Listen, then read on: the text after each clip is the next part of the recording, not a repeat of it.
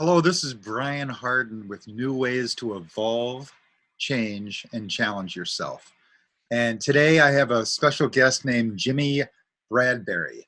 And he has got a beautiful organization called Young Entrepreneurs Academy, where he's affecting change with hundreds and hundreds of amazing young kids and inspiring them to live their life better.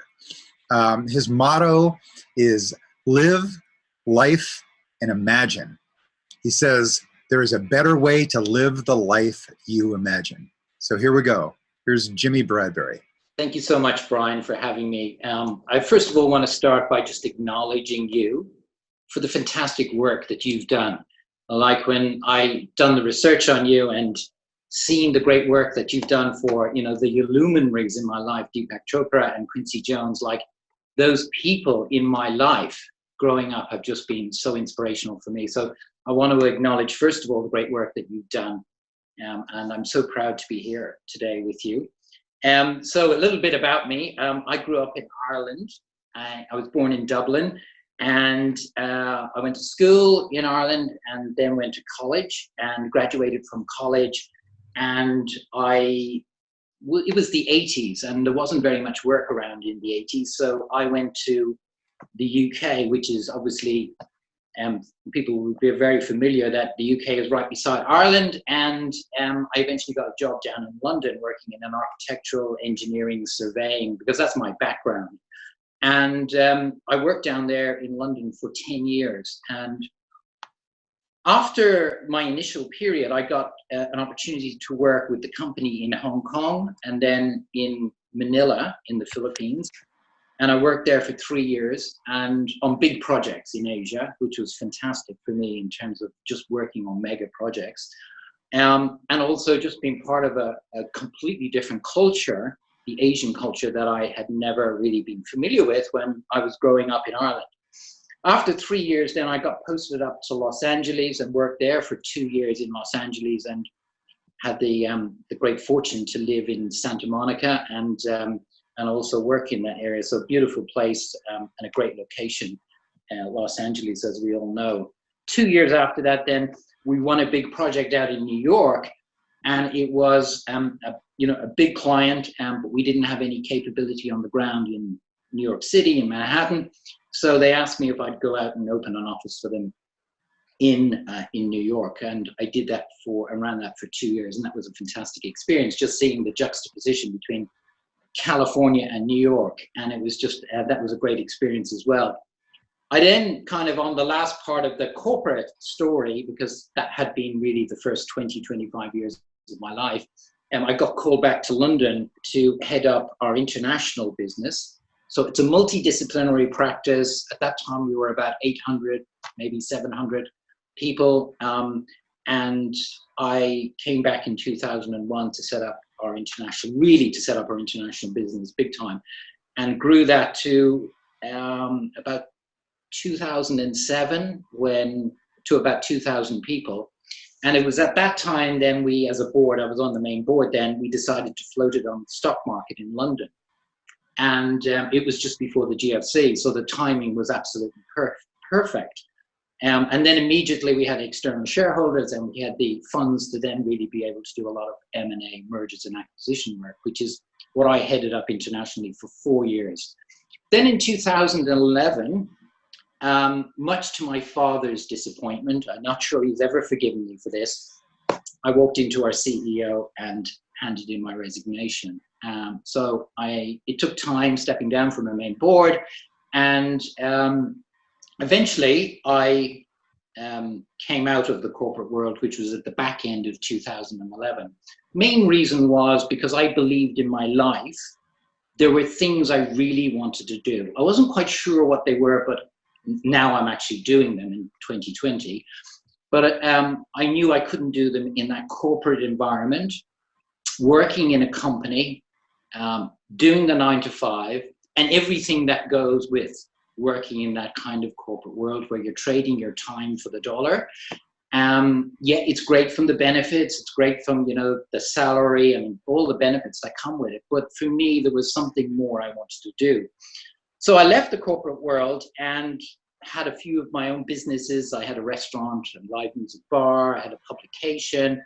I did some consulting work. And then 3 years ago, towards the back end of 2017, maybe little less than 3 years ago, I became aware of something out there, which is now what I do, which is basically, how is it you could take your story and your message and be able to package it in a way digitally, because now technology really has moved on so fast, and then being able to promote it online around the world, to be able to help people with your experience and your knowledge. Because at the end of the day, we all, I believe, have two things that is unique to us: our experience and our perspective on a certain situation. So I began to hear about this, and I began to follow the people who were involved in this space. And it was then really in 2018 that I really kind of got really deep into it. And I got myself a mentor out in America who's very, very well known in this space, got involved in his programs, in his training, and now in his mastermind group. And what I did was, I actually packaged the knowledge and experience that I've got, which was largely around the corporate world, but also from living and working around the world. And then I put it into an online course. And I tried this a couple of times and it didn't really work. Like, I put it together, but then I launched it and there wasn't very much take up on it. And I think if people are in the space, that's where the challenge can really come to the fore. And for a lot of people, that's just too much, because the online space is a wonderful place, and doing what I do today is great, but there is a lot of work involved in it. But cleverly, I think even just recognizing it myself, I got myself a coach who knows how to do this, and he's like a couple of years ahead of me. Anyway, I worked with the coach. That person helped me put together my third attempt, which this time was on the back of what I'd started up in Australia, was a Young Entrepreneurs Academy, which is essentially, again, teaching my life experiences, my knowledge, and being able to help the younger generation. And I started working in 3 schools teaching this academy, like you would have a music academy or a sports academy. I taught a Young Entrepreneurs Academy in 3 schools in Australia, one in Sydney, one in Melbourne, and one just north of Brisbane. It was 20 children between the ages of 11 and 17 in each of the academies in the 3 schools. And what I was teaching them was what I truly believe the kids need today, which the education system is not teaching them. And there's a whole story around that I could talk about for a lot. But what the kids need today is not what's provided in the schools. What the kids need today in this very, very fast changing world is they need, first and foremost, a mindset that's resilient and strong to be able to deal with the change that's going on and everything that flows out of that. And particularly when the young children are putting themselves out online, there is a whole area of judgment that, you know, sometimes parents are finding difficult to deal with, but the kids don't have any experience in doing that. So that's kind of the main thing in my academy. Then I teach them life skills that I've learned over life: compassion and empathy and respect, critical thinking, creative thinking. So that's another big chunk of the academy. And then the other part of it is really just dealing with, you know, writing a resume, getting a job, opening a bank account, all these more practical things. Anyway, so I was teaching this in the school. And then when I was with my mentor coach about 1.5 years ago in America, he was, you know, kind of asking me to give him an update on how things were going. And I was telling him about my academy. And he said to me, "You need to put this online. You need to put this in an online course, because this is what the young generation want to hear around the world." So he worked with me on that between January of last year, 2019, and April. And then in April, I launched my Young Entrepreneurs Academy online course. And now we're in February 2020, 9 months, 10 months later. Over 700 people are in the course all around the world. And I truly believe that the online space, which is what I do now, of helping people do what I did, which is take your knowledge and experience, be able to put it online in a way that you can package it digitally, then promote it to people who need that help, is a really, really big thing. And for me, it's just transformed my life, because no longer now do I have to, well, first and foremost, now I'm actually doing what I really want to do, which is to be able to impact and help people around the world move forward, because there are so many people today. We live in this world of a juxtaposition, I think, because, and a kind of a paradox, because on one side, we have this opportunity that is in abundance. There's so much opportunity in the world today that it's just unbelievable. But the other side of it is so many people are unhappy. So many people are feeling down. And anybody who can get out there and help and inspire, move forward their lives, I think there's a big part that we can all play in that. Now we can get to the world because the technology is there. So that's what I do now, is I help people take their knowledge and experience, package it in a way, and then be able to promote it online in a 12-step program. So that's what I do, Brian. Jimmy, this is amazing. Thank you so much. I mean, I've checked out the website. I've signed up with you. I don't have. I haven't paid for the mentorship yet, but you've got me interested, actually, for real. I like that you were including compassion. That joy is a big part of that. Gratitude is another one that's a big part of it. And your motto is really inspiring. Could you tell me about the motto? You said live, and then life, and then imagine. Can you explain that first, and we'll get to some of those others later. Could you live, life, and imagine? How did you come up with that one? So live is more about just living every single day fully, because we don't sometimes recognize that our life is short here. We have only a short time, and that we should live every day really fully and enjoy it. But you need to do it with intention. You need to do it with joy. You need to do it with wanting to help other people and having a sense of huge gratitude. So that's, for me, the live bit. The life bit is that there has never been, in my belief, there's never been a greater time to be alive than there is today. When I talk to my father, who grew up through the Second World War, and he talks about his father and his father's father, like, it's just unbelievable how great the world is today. It is just, when you think about the fact that he, as a kid, had to walk 2 miles every day just to collect a bucket of water so that you could wash the rest of the family and the dishes. And now we have so much opportunity, and that is the life bit, making the most of the greatest time ever to be alive now.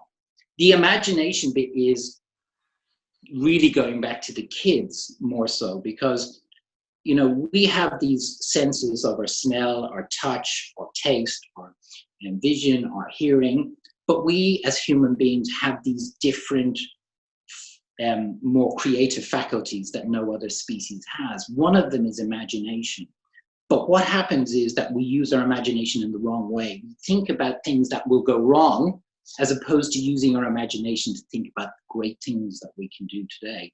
And a lot of that goes back to the education system, where kids today, and I'm still seeing it in the schools, are said, stop daydreaming, don't do this, don't do that, don't sit here. And all of this don't. The kids' imagination is just being drained out of them, when that's the greatest time to have that imagination and really harness it and develop it. But, with the kids and with adults ourselves, we need to use our imagination more, because I think my view on this is that today, now, because there's so many things lining up, we can pretty much do anything we want, but we think too small. We really do.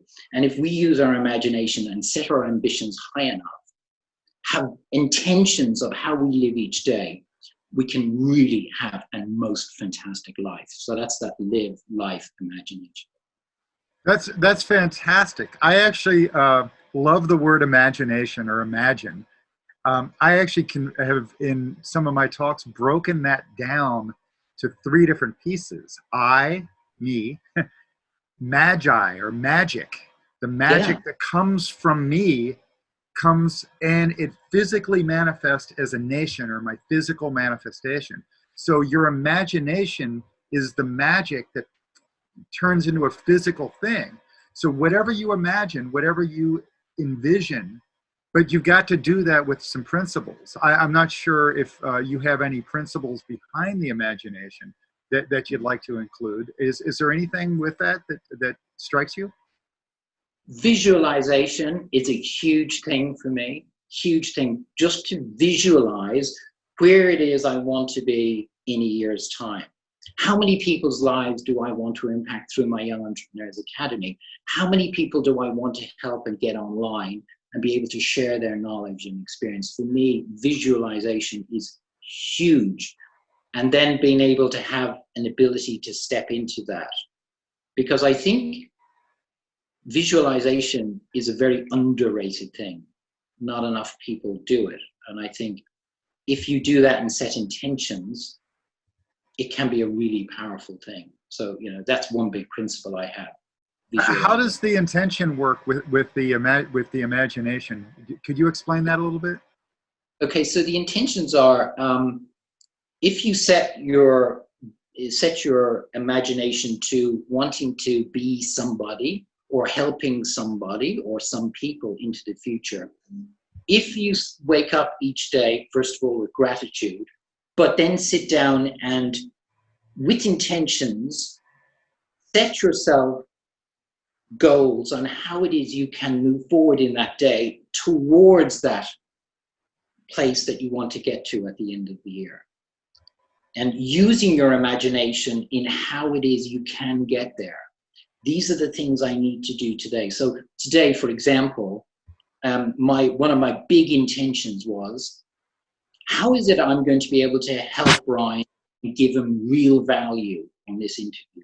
Because my intention today is to move forward my goal for the year to be able to get what I do, my story and message out to as many people as possible. But how can I do that in a way that I can give real value to Brian today? So that was a big intention for me today when I started my day. So, that's an example. You've got to have intention every single day in your life because so many people just bumble through life. There's no judgment around it. It's just that's the way it is without setting themselves any intention. Like a lot of people don't know what their goals or their intentions are for the day. They just allow the day to unravel.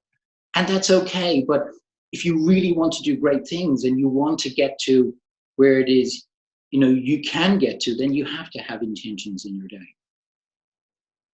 Beautiful, beautiful. One of your other things that you've talked about is joy. And I've heard it often said that whenever you have a goal in life, whatever that goal is, it could even be a short-term goal, and you ask the person, what's your goal? What do you want to do? They'll might answer with, oh, I want to have this huge company, or I want this car, or I want this house, or whatever this vision is for what they want. And if you keep asking the question, well, why? Well, why? Well, why? Eventually they'll say, well, because it brings me happiness. It'll bring me happiness. So most people's goals, most people's intention, or most people's desires is related to some level of joy. That joy is the motivator for why people do something. And so when we talk about joy, I'd like to see how you present the joy for the entrepreneurs and the children, or the young entrepreneurs also, and motivate them to focus that the right way. How do you do that? Well, joy, we all know, is an emotion, and we don't have emotions in ourselves. We have to go out and generate those emotions, and we have a choice. And this is what I teach with the kids, is they have a choice, as we have a choice, to generate an emotion around joy or sadness. That's our choice. Today in the world, when things are coming at us, we can see the positive in it and bring joy around it, or we can see the negative in it. some of the things that come to us are outside our control, but how we respond to that situation, that's our choice. So I try and bring a sense of joy to my teachings to the kids, because I think sometimes today, more so than ever, there's a huge amount of low self-esteem with the young generation. They're struggling because peer pressure, cyberbullying, issues going on in society that they find difficult to deal with. So I'll give you an example. I've got a 12-year-old in my academy, and he's in one of my schools. He's on my website. And 2 years ago, because his mum has just written to me, he suffered daily anxiety attacks, daily. At 10 years of age, daily anxiety attacks. I think mainly to do with the fact that he is in a system or a society, including the education system, that is still measuring the young kids on what I believe is an outdated scorecard. It's still academically based. And if the kid is not academically minded, like a great example is my daughter, who's now 24 and owns 2 businesses in London, but she struggled in school because she's dyslexic. So if you're not academically minded, that can be a tough ride for you in school. If you're then getting measured at the end of your day or school academically. So he came into my program, and I spent some time with him, because obviously 11 and 12, you've got to build that trust up. And he stayed back from class one day, and he said to me, I said to him, well, what's going on? Just tell me, because you're really quiet. You don't say an awful lot. So we got to talk more and started building up this trust. And I asked him what he wanted to do in his life. He said he wanted to be a chef. And I said, that's beautiful, because you'll make an awful lot of people happy doing that. And I said to him, have you ever thought about, teaching how to cook? Because he said to me that he loves cooking. So long story short, anyway, he and I put together a little video. We put it out there, and it started going viral. He teaches young kids, because he's now 12, how it is to cook nutritious food from the perspective of a 12-year-old to deal with obesity. And he's just getting all of these people that are loving it. Now, every morning, he runs into the kitchen at 5:30 every morning, types out his recipe, sends it off to me, and says, please put it out on your social media platforms and your website. He now is full of joy with his life. And if you measure success by the impact you have on other people, as opposed to the money, he will impact millions before he leaves school. Millions of kids around the world. And that's the opportunity we have, but not if you're stuck in a way that perhaps was the past.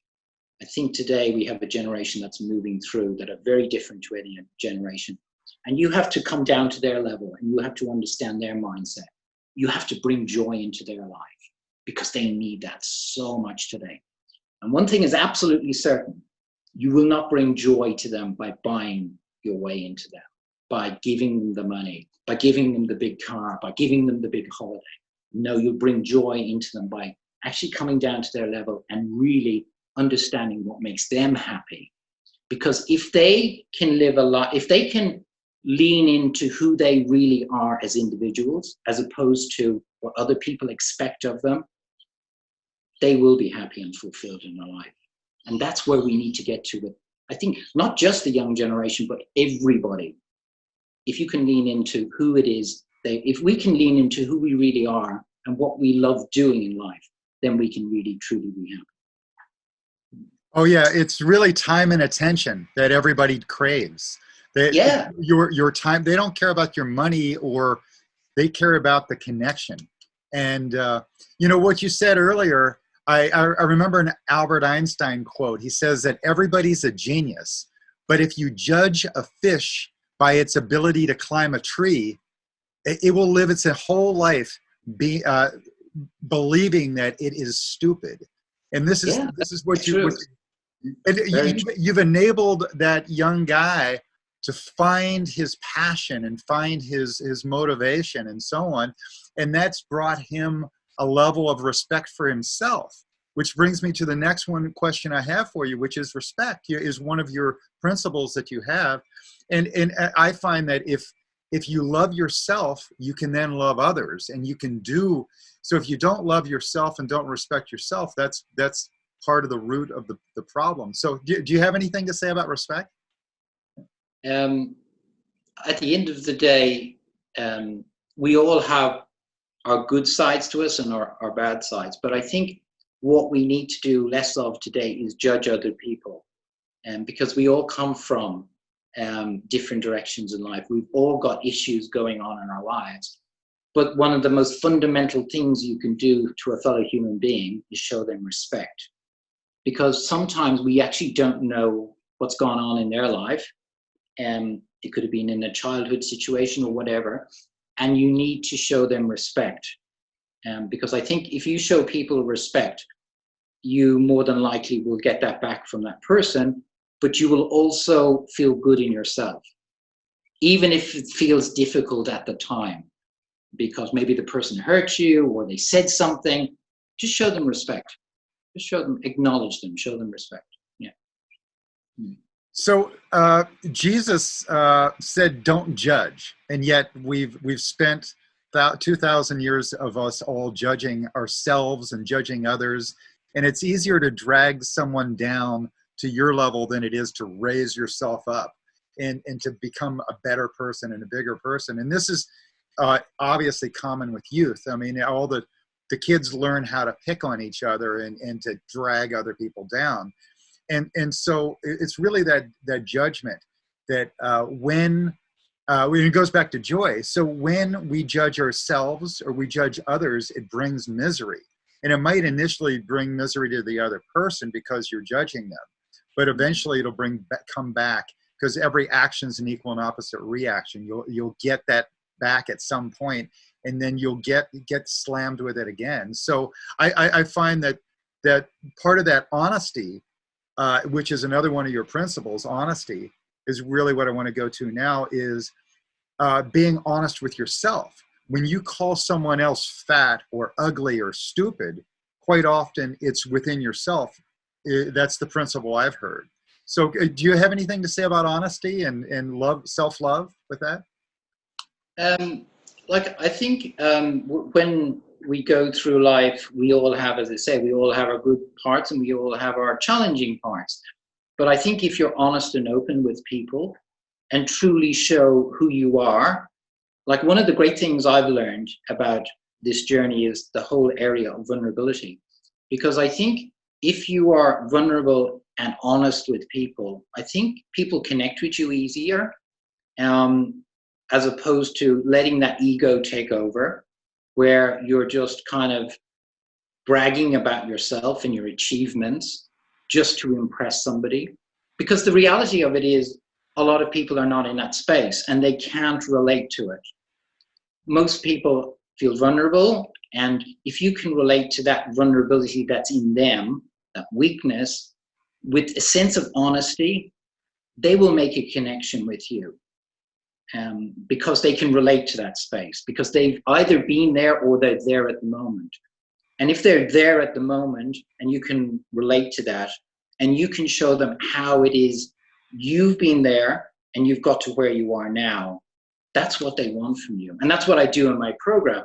You know, it's a combination of helping people that are struggling, but also, and I think this is the huge thing, and it's like with the young kid with the cooking, I truly believe that in every one of us, there is real treasure that's deep within us, something that makes us unique, something that people want. The unfortunate thing is that people go through life with these brilliant talents, these unique treasures, and they don't get them out and share them with the world. And my job with my coaching program is to help them, first of all, identify them, because everybody has them. Whether you're great at making cupcakes, whether you're great at teaching piano, whether you're great at singing, whether you're great at sport, whether you're great at mowing the lawn, whatever it might be, you've got a particular talent in you. And what you don't want to happen is you don't want to go through life and find that you get to the end of your life and you regret you haven't shared these with people.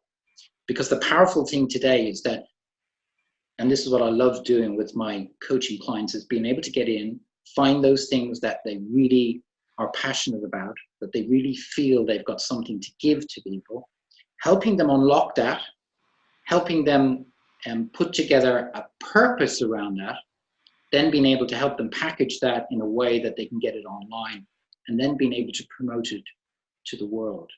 Because the unique situation today we have is that over the next 2 years, there's going to be 40% more people coming online than there is today. 40% more people. And that equates to a staggering 3 million people new every day coming online, of which a percentage of those want to hear about your piano lessons, your gift for playing the piano. Because again, it comes back to your experience and your perspective that will make you different. Yes, there's lots of people teaching piano out there, but nobody teaches it with your experience and your perspective, and that will make you very different. And there are people out there who just want that. They want to know how to play the piano, but they want to hear it from you because of your experience and your perspective. And I think getting that out of people is, for me, just the most beautiful thing, because you're unlocking the thing that gives them that joy in life. And being able to do that is just, for me, so fulfilling to be able to do that. And then hope they'll go on and share it with millions and be able to make loads of money from it as well. So that you can get rid of the 9-to-5 job and just have this ability where they're going out and enjoying every single day because they're sharing their knowledge and experience with people and helping impact their lives. So that's what my 12-step program is about, really. I've heard it said that most people desire to give what they didn't get enough of as a child. Is there anything that has you've witnessed by any of your clients or even yourself that's driven someone to do something extraordinary because of that same situation? I think for me, the two immediate things that come to mind are vulnerability, be more vulnerable, get rid of that ego, show people your vulnerable side because that's where they can connect with you. And then also number 2, be more emotionally intelligent. Understand and be aware of your emotions, know how to manage them, and try and bring positive emotions into your life. Because if you are emotionally positive, you will attract those same people into your environment. And I think those two things, just being a more emotionally intelligent and being more vulnerable has helped enormously for me.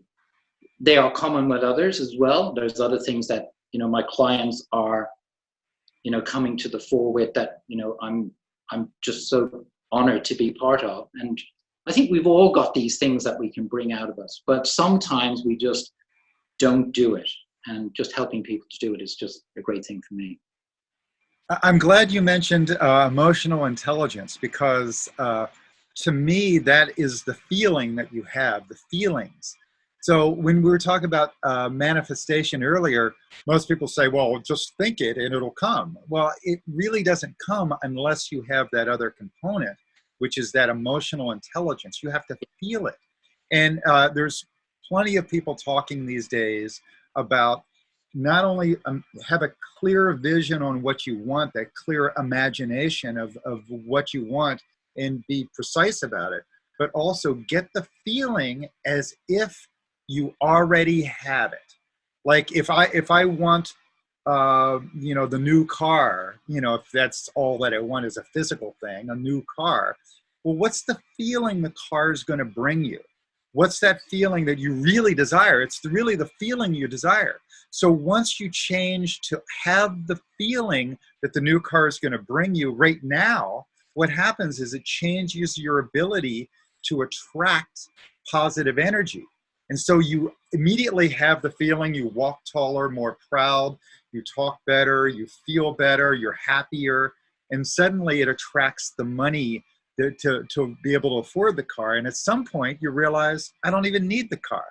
What I Yeah. needed was this. I needed the emotional intelligence. I needed the joy. I needed to seek my own value in sharing my value, because the joy comes from the sharing in that experience.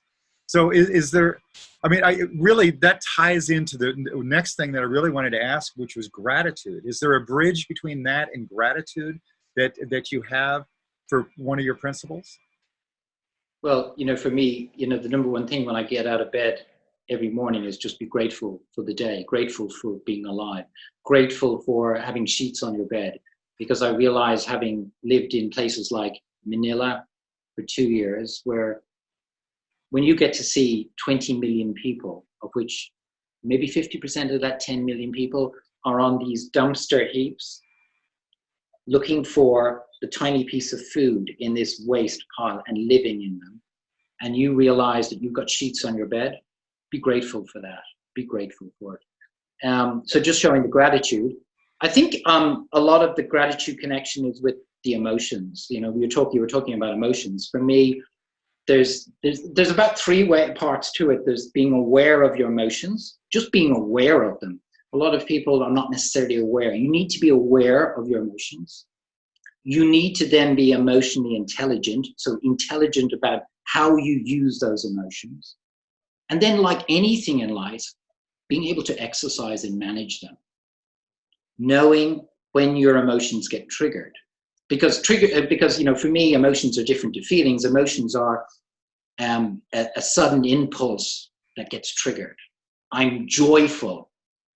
But how do I feel? Well, I feel happy because my interpretation of that emotion over a long period of time, the joy, makes me feel happy.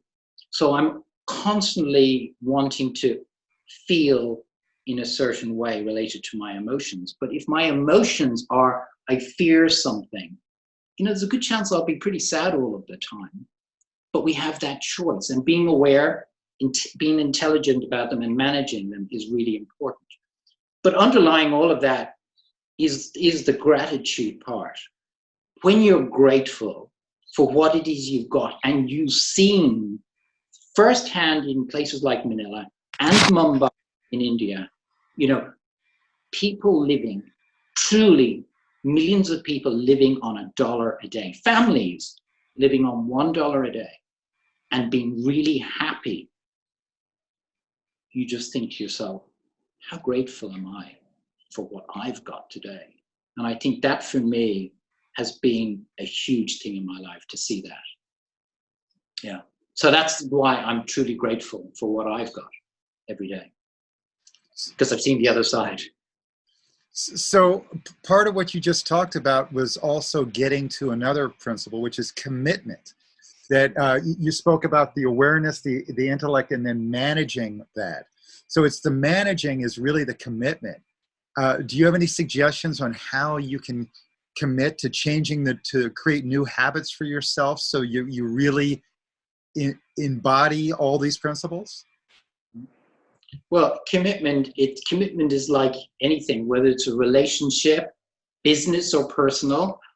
I think if you want to make something happen that's really good and powerful, you have to commit. And I talk about commitment as the first thing, or the first step in my 12-week program. When you commit to doing what I help people with, which is take their knowledge and experience and being able to transition online with it, you're 51% of the way there. But for a lot of people, the commitment is difficult, because committing to something new, whether it's a relationship, whether it's a business venture, whatever it might be, takes you outside your comfort zone. And the subconscious mind doesn't like that. So it'll drag you back to where you're comfortable. But truly, I believe that, the great things in life are the other side, but you need to commit, the other side of that fear. And this is what I teach, the kids, again, is that, and teach also our, the people in my coaching program, is that the great things in life are on the other side of fear, but you need to commit to doing it. And you also need to be, and this I think for a lot of people is challenging, you got to also realize that maybe things won't work out the way that you have anticipated. And maybe there will be failure along the way. But again, having the right mindset to be able to deal with that failure and how you respond to it will really define you. But having, the support and coach and the positive mindset, being able to visualize where it is you want to get to, because the coach can help you visualize that and take you on that step-by-step approach, and preferably somebody who's already been there themselves, then there's a good chance you're going to succeed. So sometimes we've got to drop this apprehension and fear and just open ourselves to actually wanting to do great things and committing to doing it. So, for me, what I don't want to do in life is get to the end of my day and I look back and I regret all of these things. One of the things that I've learned to do in life is I have not one single regret about my past, and I don't worry about the future at all, because the most important thing I believe everybody can do today, and I do it myself, is just be present. I'm here with Brian. There are things that are going on after the meeting. There's things that happened yesterday, but I'm totally present, and you have to be present and in the moment, because that's where the real value of life is. And that's what I think more people need to do as well today. Yeah, that's where God is, right? God is right here now. You're whether it's God or a higher being that we believe in, there is definitely a higher level to us here in this world, no doubt about that. And if you're present in the moment, then that's where you're totally in connection with that higher level of person or thing. Be here now, as Eckhart Tolle and some others would say. Yeah. But so many people regret all the things they've done in the past, and they worry about what's going to happen tomorrow without just being present in the moment. Which brings me to the word compassion. I've heard it said there's actually two types of compassion: actual compassion and idiot compassion. Actual compassion is sometimes rude and harsh and aggressive. And idiot compassion is enabling someone to remain in a dysfunctional place, or the same place that they stay comfortable, or they stay dysfunctional. And so actual compassion is sometimes jolting them a little bit and waking them up from their sleep, or, holding them accountable, or holding yourself accountable. So do you have anything to talk about with compassion there? I think it's one of the greatest gifts that we can show our fellow human beings, is being compassionate. Actually being able to, one of the great things is being able to get yourself into where they see the world and being compassionate in doing that. Sometimes we judge people and we don't really know why we're judging them, and we don't know what we're judging them on. We're just judging them. And I think sometimes one of the greatest gifts you can have is to actually get into somebody else's mind with compassion, understand where they see the world from their point of view, and being able to understand where it is they want to go to, and showing compassion in doing that. And if you can help them get there, that's a phenomenal thing to be able to do. And that's one of the great things I found with my coaching, is just to get into, understand people and where they're seeing life, where they want to go to, and being able to be compassionate in understanding that, and then helping them get there. And rather than, either being passively aggressive or just judging them, or, as you say, being an idiot about it. Wow, thank you. So another principle that I saw here is that you speak about is resilience. I often have heard that the evolution of humanity, or for even the personal evolution for all of us, we have to be resilient. It's our ability to change to circumstances. And so as the world changes and the internet becomes more and more, we have to adapt to it. We can't do things the old way. We have to do things the new way. And so businesses die because they don't adapt. And people they lose their worth or their self-worth because of not adapting, doing the things the same way they did 20 or 30 years ago. So with your resilience, could you explain how you teach that and how that works? Resilience for me is related to mindset, which is, the first part of my coaching program, but also the first part of my Young Entrepreneurs Academy online course as well, is to be able to develop, we need to move from this fixed mindset that so many people have that takes them and keeps them within their comfort zone. They don't want to learn, they do want to do something different, they don't want to take risks, they don't want to live life fully, and help them develop what I believe is really key, which is having a growth mindset. Being able to understand that getting outside your comfort zone will present you with challenges, but recognizing at the other side of all of that is something special. So for example, coming into the online space as I did 3 years ago, I found it really difficult for the first year, mainly looking back on it because I didn't get myself a coach, and I thought I could do this myself. But I did build up a lot of resilience to launching a program and only one person buys it, launching a program and only 2 people buy it, because I knew out there other people were doing this and doing it successfully. But I didn't want to give up on it. And I also worked hard on myself and my mindset to become strong and think, oh, this is a setback. This is a setback. How would my higher self deal with something like this? Because I know truly I can visualize. I never actually visualized, though, that, to be honest with you, that in the first 8 months, 700 people would be in my program. But I did visualize that I would impact people's lives. Wasn't quite sure of the number, but that's what kept me going, because every time I had a setback, I knew there was a bigger thing out there that I could achieve.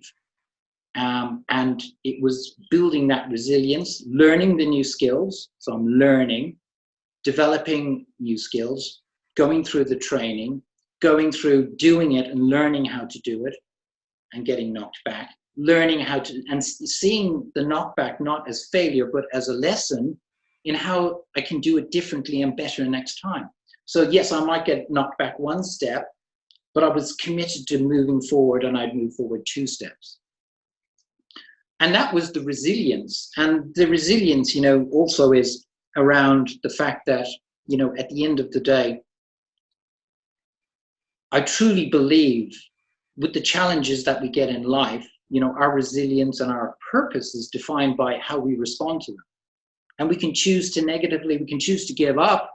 But if you want greatness in life and you want to impact people's lives, you have to keep going and you have to be resilient to doing that, because everybody can achieve this. People are doing it out there, but you need to be resilient in how it is you approach it with that mindset that is a growth mindset as opposed to maybe a fixed mindset.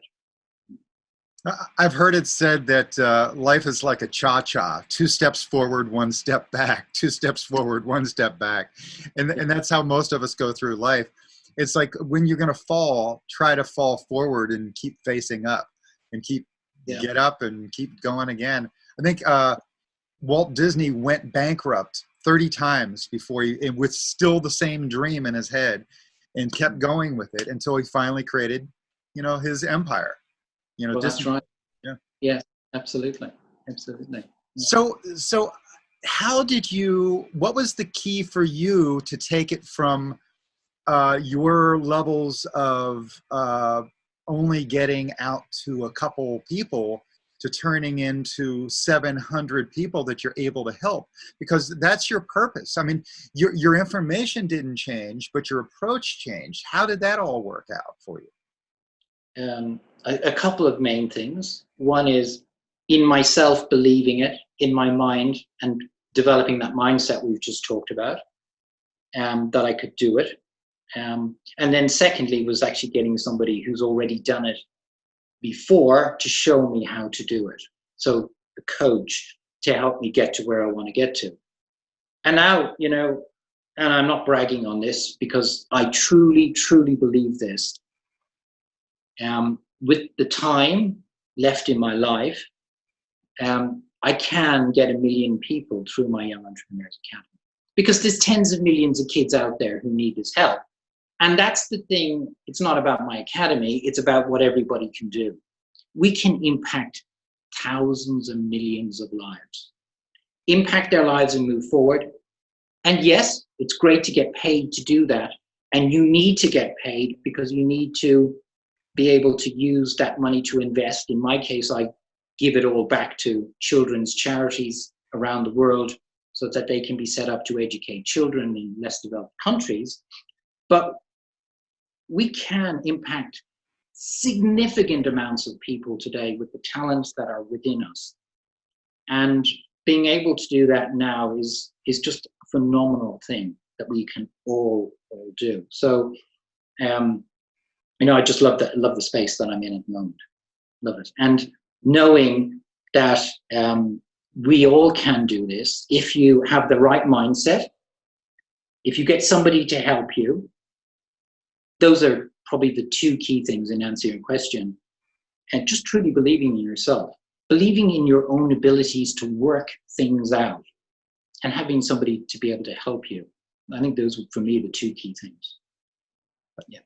Knowing that you have gifts to share, just like the kid who with the cooking, you have gifts to share that are unique to you, and you find your purpose by sharing your joy, your gifts, your passion, your inspiration.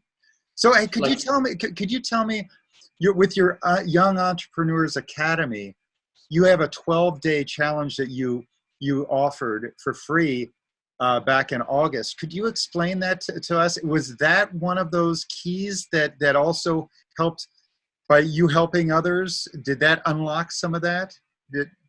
Yeah, it brought a lot of people in to share the experience, and also for me to be able to get, what they felt were important in the young generation today. I think for me, this is now a continuous evolution of getting people to let me know what they believe is important in the young generation's life. And for me to also hear what's important for them, what they want to do. Yes, it's great that we're helping and impacting the young generation, but I truly believe also, our age, we've got talents as well to be able to get out there and share with the world.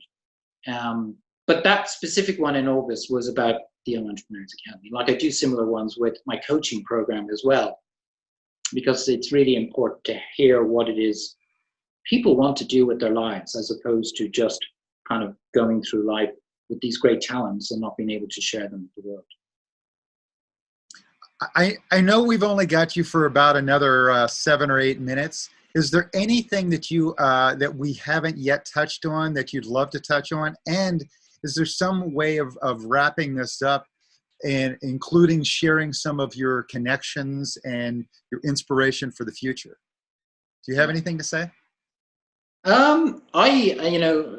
A story that people have heard before is that, I live here in Australia at the moment, and I'm very fortunate every morning to swim at a local university pool. And I'm also very privileged because in the pool are some of the best Olympic swimmers that are going to Tokyo in August. They are mainly Australian, but there's others from other countries.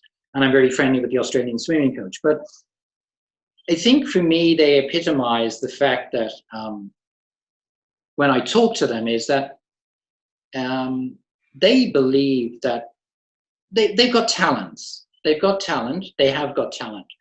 But talent alone won't take you to the Olympic Games. There's a combination. Like, if we use the metaphor of the Olympic Games as, where everybody wants to get to in terms of reaching their higher, abilities. They need to have some talent, but I believe everybody has got talent. It's just that they don't go and find that talent. They need to work hard at it. They need to be disciplined. They need to work part of a team, because I think one of the big things we haven't touched on is, when I talk to the kids, is that still we hear in school, don't do this, don't do that, don't talk to that person, when one of the greatest things we need to do today is to collaborate more. we need to work more as a team, because the problems we've got in the world will only be solved by collaborating. So the idea of working together as a team is really important. And then being able to put the hard work in and just being disciplined within yourself. And that discipline is not just the physical exercise, but it's also the mental exercise. It's the emotional exercise. It's getting the right sleep. You know, I think sometimes we give sleep kind of a bit of a throw off, because, well, people say to me, oh, I only need 4 hours sleep every night. Well, that might be so. Physically, you can be okay, but mentally and emotionally, it will not work. We as human beings, this is scientifically proved, we as human beings need between 7 and 8 hours sleep if we want to perform at a higher level. So getting the right amount of sleep and just eating proper food as well. But exercising mentally, emotionally, and physically is really important. And I think if you do that, combined with really understanding what it is you want to do in life by the passion that you've got, then you can achieve great things. And having the opportunity now to do it, but also not just to do it to your local village or your local community, to the world, I think is a unique thing. We're in a unique time now. And just being able to show people how to do that and helping them do it is, you know, what I'm going to be doing for the rest of my life. And I just love it, you know.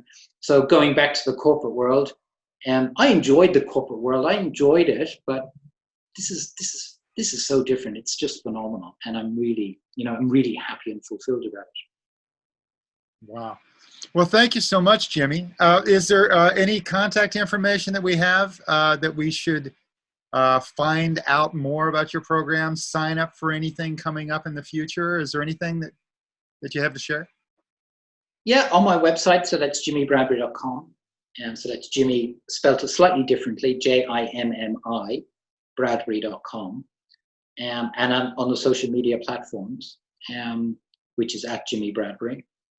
I think just to kind of wrap up, because you wanted to kind of give some parting thought, I think people today need to raise their ambition levels higher. They need to think higher than they do. You know, I keep thinking about it. In 1962, one of your great presidents, John F. Kennedy, said, we're going to put a man on the moon in the next decade. Within 8 years, America had somebody on the moon. Within 8 years, we did not have anything like the technology we've got today. And, you know, he demonstrated that as president of the American people, if we think bigger, we can do great things. People today need to raise their ambition. In 2020, beginning of a new decade, people need to raise their ambition level much higher. They need to have daily intention of how they want to live their life each day, because if you get your day right with a good daily morning routine with intentions, you'll get if you get the morning right, you'll get your day right, you'll get your week right, you'll get your month right, you'll get your quarter right, you'll get your year right. So it all starts with your morning routine. And you just track your habits. Just track how it is you are turning up every day. And if you do those 3 things, you can do extraordinary things. Absolutely. And if there was something I wanted to part with your audience, it will be that. Raise your ambition levels really high. Beginning of a new decade, great time to do it. Set each day with daily intentions and track your habits, and you will do great things. Wow. And within all of that is your joy and your purpose. And well, that's at the end of the day what everybody wants. Like, it's not about money. I see so many people come to me who earn millions and they're really unhappy. It's not about the money or the car. It's about just true happiness in yourself. And we can be happy immediately like that by doing one thing, and that's just helping somebody else. If you can help somebody else, it gives you immediate happiness, and we need to do more of that. wow. Well, thank you, Jimmy. You've actually made me happy, and you've helped all of us out here with this incredible information you've shared. Um, Thank Pleasure. you. And again, I want to acknowledge you for the great work you've done. Like, you've just inspired me with the people that you've been working with. Like, I grew up with some of these names, listening to them with awe, and you've actually met them, worked with them, spent time with them. That's just phenomenal. So I want to acknowledge you for that. Well, thank you so much. Thank you. I just had that simple dream, like you said, have the focus and have the dream. I was 12 years old, looking at an album cover, and it was like, Quincy Jones, I want to do what he does. And so I found myself hanging out with him. And you know, if part of what you said earlier was you have to get a mentor that actually is equal or better than you to raise you up, show you some new tricks and tips. And so I started hanging out with some of the better ones, and it helped me. And so, you know, instead of taking a job, you know, for minimum wage, I just went straight for I wanted to go work with Quincy Jones. I wanted to work with Deepak Chopra. And that's what happened, you know, and set the higher goals, you know. Hey, Jimmy, would you please, when you come to the U.S. and come to Los Angeles, come hang out with me, and we'll have some food and give you a big hug for all your incredible wisdom. Thank you. It'd be my pleasure. All right. Well, thank you, Jimmy.